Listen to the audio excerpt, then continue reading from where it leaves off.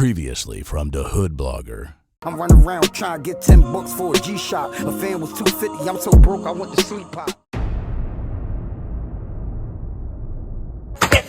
Look at this round. Look at this round.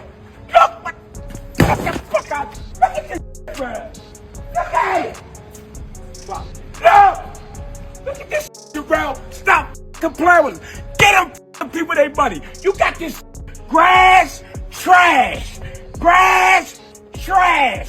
What the f is up? Sherelle, I'm not playing. I've been everywhere. I am the CEO.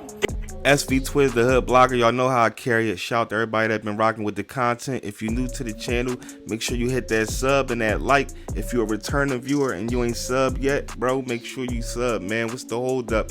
But I gotta get into this issue right now. At the end of the day, we all know that, you know, the union workers officially went off strike. So I know some people around the world is probably thinking like, all good, you know what I'm saying, finally Philly got it together. But that is not the case. For starters, the only reason that this strike is actually over is because they had a deadline date and the mayor already knew that. That's why the mayor stuck it out until the deadline date. So they had no choice but to return back to work. And they still didn't get the percentage that they wanted. They basically wanted a 5% raise, and the mayor only gave them a 3% raise. Breaking right now at 5 on CBS News Philadelphia. District Council 33's strike in the city is over. A deal has been reached with city officials within the last hour, ending the 8-day strike. We are live with what we're learning about the new agreement and what union leaders are saying after more than 13 hours at the bargaining table. Well, today is Wednesday, July 9th. Good morning, everyone. I'm Jim Donovan. And I'm Jan Carabeo. In today for Janelle Burrell. Thanks so much for joining us. We will get to weather and traffic in just a moment. Well, first, the big news of the morning. Breaking news. District Council 33 and the city of Philadelphia have reached an agreement, effectively ending the largest city worker strike in the city in nearly 40 years. CBS News Philadelphia reporter Ross DiMattei is live for us from Community College of Philadelphia's campus in University City with the latest on this breaking news. Ross, good morning. Good morning, Jan and Jim. News of this deal between District Council 33 and the city of Philadelphia broke right around 4 o'clock this morning, so just about an hour ago. And we were here to greet members of DC 33 as they walked out, led by their president, Greg Boulware. We were expecting us members of the media for them to give us a statement on camera, perhaps even excited about reaching a deal to end this ongoing strike. But the reaction was quite the opposite. Let me show you what I'm talking about. This was President Greg Boulware, the president of District Council 33, appearing visibly and audibly upset about the new deal as he walked out. He pushed right past members of the media, refused to stop and speak to us about how this deal got done. He did express some displeasure, though, with the terms of the agreement. Take a listen to what he had to say.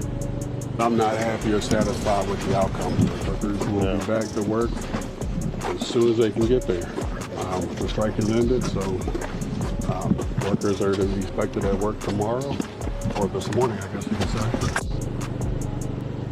Yeah, so you heard him say he is not happy about the agreement, but workers could be back on the job later this morning. Meanwhile, Mayor Sherelle Parker released a statement on X shortly after 4 a.m. saying, quote, "I have good news tonight for the hardworking men and women of AFS-CME District Council 33 and the city of Philadelphia is over. We have reached a tentative agreement with District Council 33, which must be ratified by its membership on a new 3-year contract that, coupled with the 1-year contract extension we agreed to last fall, will increase DC 33 members' pay by 14% over my 4 years in office.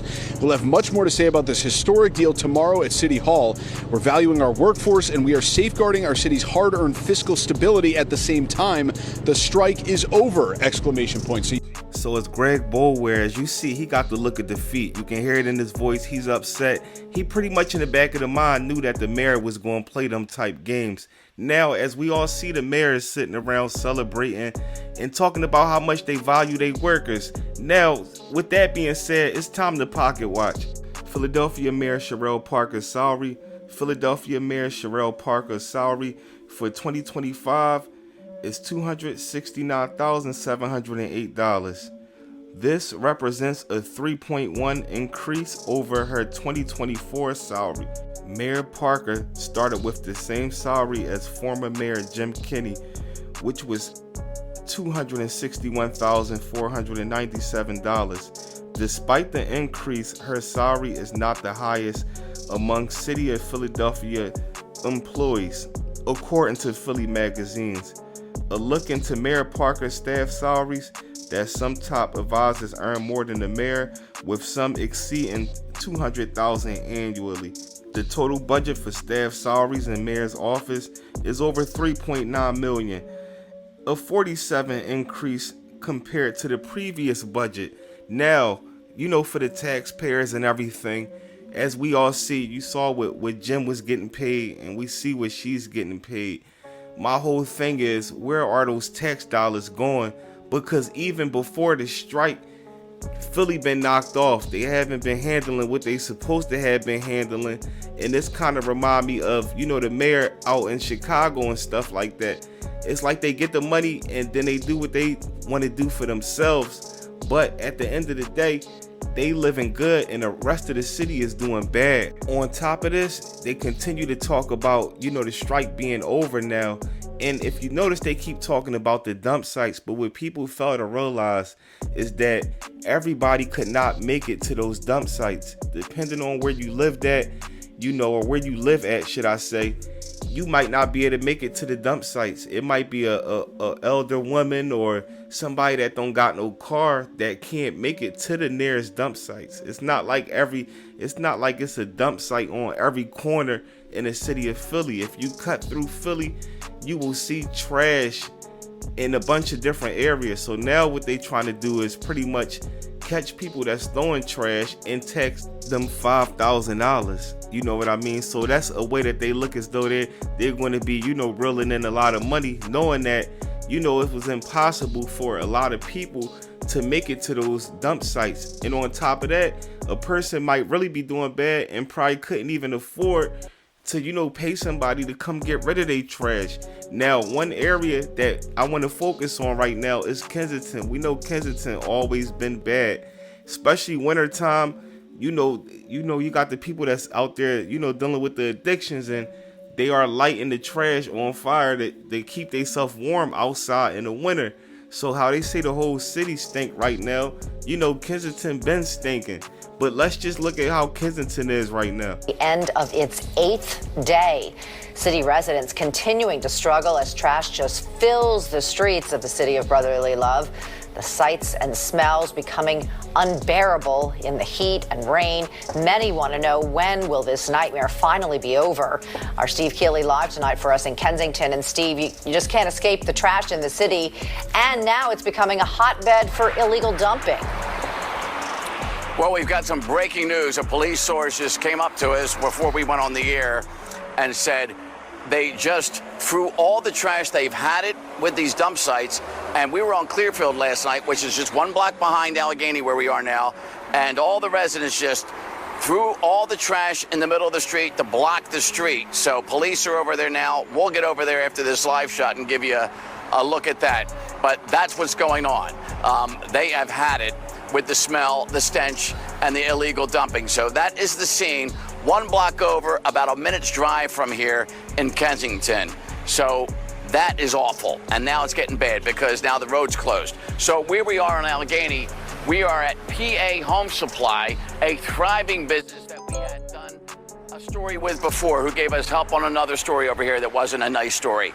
But you can see it is a big business with a lot of employees and a whole lot of garage doors and bays for their delivery people to come and go, their customers to come and go. And that dump site was growing so much that it was blocking their driveway and doors. So what they did today was take it upon themselves to make their own wooden barricades, buy this yellow caution tape you see, and make their own no dumping signs. They bought professionally printed signs, and that has somehow stopped the dumping at this point, but it is growing. So the worst dump in the city that we talked about last night has gotten way worse. I think it's horrible. Horribly overflowing and horribly dumping illegally down the Chelsea Hong's PA Home Supply business here along Allegheny Avenue. They're dumping everywhere. Now too much of the trash, they blocking our driveway and affecting our business. She's next door to this now overrun quarter-mile long of mostly illegally dumped demolition debris, rolls of now sopping wet carpet, and old furniture, including things that must have been laying around for years, maybe decades, to be finally tossed out now during a city worker strike. Like this sewing machine table. You're worried that the rest of the garbage by tomorrow will be down here to your front door. Yeah. Yesterday, like I called city, I called commission and asked them I get help. So, if I don't stop, then they keep coming over. Chelsea staff made their own wooden barriers, bought some yellow caution tape, and these no dumping signs to hopefully clear a path in and out for her delivery trucks. Yes. A lot more. They just not stopping. They're still dumping it, even though I put the signs on. But it helps a little bit. Also helping, Chelsea personally confronting the parade of illegal dumpers and recording them. Throw everywhere else, not here. You're blocking the driveway, okay? You caught dumpers in the act, and you go right up to them and say, stop doing it. And what do? They still do what they do. They not stopping, dumping it. Even though you're videotaping them? Yes. This is starting to affect your business really bad. Yeah, eventually, customer will not like to come, with the trash order, near our property. I feel terrible about, how things going like this, and then we never expecting city. I was hoping city can do better job. Allegheny Avenue is a business corridor, despite all its troubles, and you're trying to do business. And pretty soon it's going to be impossible to do business here. Correct. All right, so this is the most dangerous thing I've seen dumped here so far. This thick board, it's sandpaper on the other side. I'm sure some expert will tell me what it was used for, but look at all these sharp nails that are facing face up. This is a strong camera TV light on it right now, but it's dark out here now. If somebody steps on this or falls on this, that is bad, and it's leaning against stuff that has been dumped tonight. You have everything from a barbecue to a bathroom vanity here.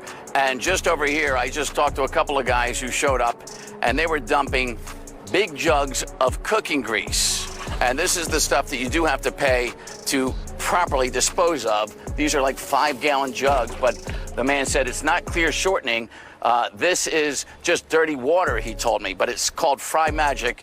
And there you go. So this is just getting worse by the minute. We're watching vehicle after vehicle stop and dump stuff, and it gets worse, I'm told, by the nearby business owners when it gets dark in the middle of the night. So we're going to head down the Emerald and Clearfield now, where the cops said they're revolting down there and throwing stuff like this all on the street because they've had it being dumped in their neighborhood here in Kensington. So we'll give you a look at that before the end of the night for sure. Sheba, Dawn?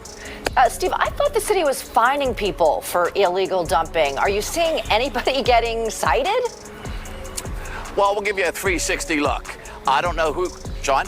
I don't know who's supposed to be writing the fines or who's supposed to be enforcing any of this. We heard Carlton Williams say this is not a free pass to illegally dump, but as Sean spins 360 degrees around completely, that is a closed Rite Aid there. The only surveillance camera is up Rose Hill, which we showed you last night. And the police, with all these mass shootings and murders and mayhem, have more important crimes maybe to enforce rather than the no dumping laws. But sadly, we have people on strike, and maybe some of the people that would normally be writing the violations.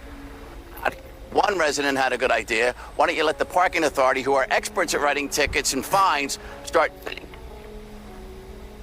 Or number two, figuring out a way to write PPA fines, because this is all blocking the bike lane, the street, and the sidewalk, and it certainly would qualify, you think, for taking up some parking spaces without putting money in the meter.